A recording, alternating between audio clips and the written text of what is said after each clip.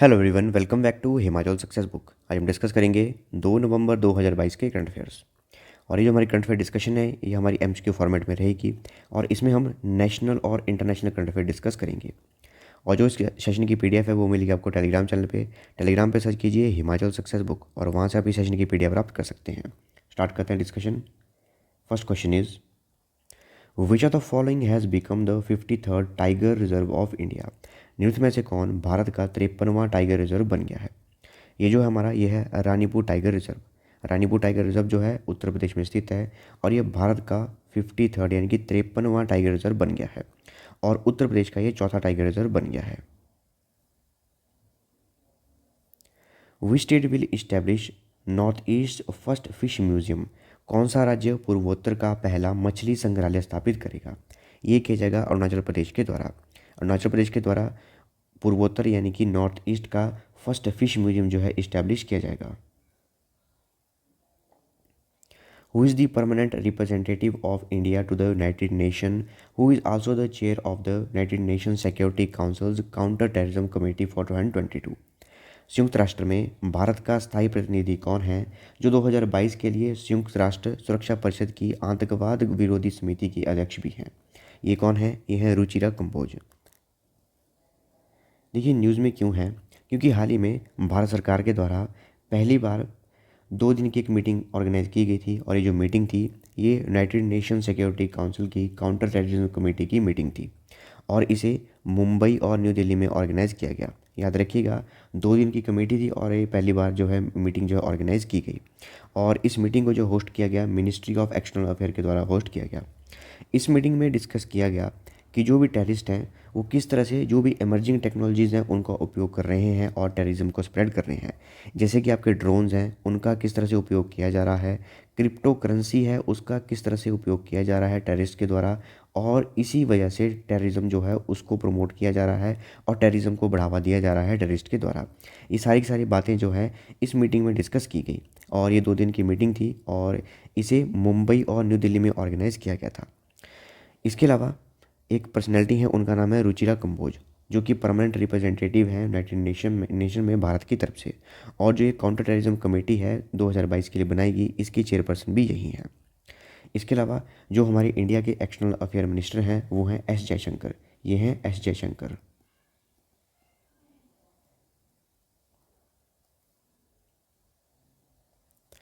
Recently, Genetic Engineering Appraisal Committee has granted the environmental clearance for the commercial cultivation of which indigenously developed crop। हाल ही में genetic engineering मूल्यांकन समिति ने किस स्वदेशी रूप से विकसित फसल की व्यावसायिक खेती के लिए पर्यावरण मंजूरी दी है। ये दी गई है जीएम मस्टर्ड के लिए यानी कि जेनेटिकली मॉडिफाइड मस्टर्ड के लिए। तो हाल ही में जो हमारा जेनेटिक इंजीनियरिंग अप्रेजल कमेटी है जो कि मिनिस्ट्री ऑफ एनवायरनमेंट फॉरेस्ट और क्लाइमेट चेंज के अंतर्गत कार्य करती है उनके द्वारा एक एनवायरमेंटल क्लियरेंस दी गई है जेनेटिकली मॉडिफाइड मस्टर्ड के लिए और इसकी कमर्शियल कल्टीवेशन के लिए ये एनवायरमेंटल क्लियरेंस दी गई है।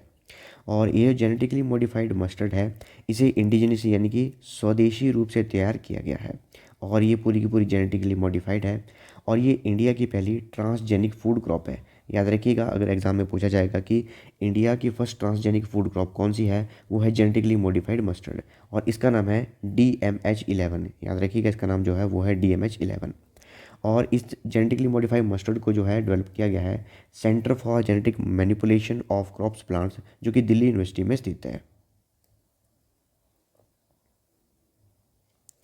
Which Indian naval ship represented in the Indian Navy in India Mozambique Tanzania trilateral exercise। Bharat Mozambique Tanzania त्रिपक्षीय अभ्यास में किस भारतीय नौसेना जहाज ने भारतीय नौसेना का प्रतिनिधित्व किया था। ये किया गया था INS तरकश के द्वारा। देखिए हाल ही में भारत ने एक ट्राइलेटरल एक्सरसाइज है उसमें पार्टिसिपेट किया और इस एक्सरसाइज का नाम है India Mozambique Tanzania trilateral exercise और ये जो एक्सरसाइज है ये पहली बार ऑर्गेनाइज की गई थी। इसका फर्स्ट एडिशन अभी ऑर्गेनाइज किया गया था इसीलिए इम्पॉर्टेंट है और 3 दिन तक ये एक्सरसाइज चली और इस एक्सरसाइज को जो ऑर्गेनाइज किया गया ये तंजानिया के दार इस सलाम में ऑर्गेनाइज किया गया था। अगर हम मैप में देखें यहाँ देख सकते हैं आप ये आपका अफ्रीकन कॉन्टिनेंट है पूरा का पूरा और यहाँ पर आपका ये है मोजाम्बिक और ये आपका तंजानिया और तंजानिया के दार इस सलाम में यहाँ पे ऑर्गेनाइज इसे किया गया था। और इसमें इंडियन नेवी को जो रिप्रेजेंट किया गया था वो इंडियन नेवल शिप तरकश, INS तरकश और चेतक हेलीकॉप्टर के द्वारा रिप्रेजेंट किया गया था। इसके अलावा जो हमारा मोजाम्बिक है, मोजाम्बिक की जो कैपिटल है वो है मापुतो, करेंसी है मेडिकल। और जो तंजानिया है, मैप में देखिए यहाँ पर आपका तंजानिया है, तंजानिया की जो कैपिटल है वो है डोडोमा और करेंसी जो है वो है Tanzanian shilling.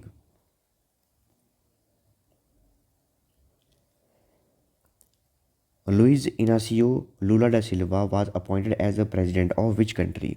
Luis Inacio Lula da Silva को किस देश के राष्ट्रपति के रूप में नियुक्त किया गया है? ये ब्राज़ील के नए राष्ट्रपति बने हैं। याद रखिएगा, लुइस इनासियो लूला डा सिल्वा ये नए राष्ट्रपति बने हैं ब्राज़ील के। इसके अलावा अगर हम मैप में देखें, यहाँ पर हमारा इंडिया और ये है ब्राज़ील। यहाँ पे कैपिटल है इसकी ब्रासीलिया और करेंसी है इसकी real. Who has been appointed as the first woman director of Indian Council of Agricultural Research Sugarcane Breeding Institute? भारतीय कृषि अनुसंधान परिषद गन्ना प्रजनन संस्थान की पहली महिला निदेशक के रूप में किसे नियुक्त किया गया है? ये हैं जो पहली महिला निदेशक बनी है और इनका नाम जो है वो है जी हेमा प्रभा। इनका नाम क्या है? जी हेमा प्रभा। और ये फर्स्ट वुमेन डायरेक्टर बनी है Indian council of agricultural research sugarcane breeding institute की। Who has been recently appointed as the executive chairman of Samsung Electronics? हाल ही में सैमसंग इलेक्ट्रॉनिक्स के कार्यकारी अध्यक्ष के रूप में किसे नियुक्त किया गया है? ये है जे वाई ली जो है ये नए कार्यकारी अध्यक्ष यानी कि एग्जीक्यूटिव चेयरमैन बने हैं सैमसंग इलेक्ट्रॉनिक्स के। Which country won the 7th edition of FIFA Under-17 Women's World Cup by defeating Colombia? किस देश ने कोलंबिया को हराकर फीफा अंडर-17 महिला विश्व कप का 7वां संस्करण जीता है? ये जीता गया है स्पेन के द्वारा। देखिए, हाल ही में फीफा का अंडर-17 वुमेन वर्ल्ड कप इसका 7th एडिशन ऑर्गेनाइज किया गया था और इसे ऑर्गेनाइज किया गया था, होस्ट किया गया था इंडिया के द्वारा। इंडिया में 3 सिटीज़ में ऑर्गेनाइज किया गया था।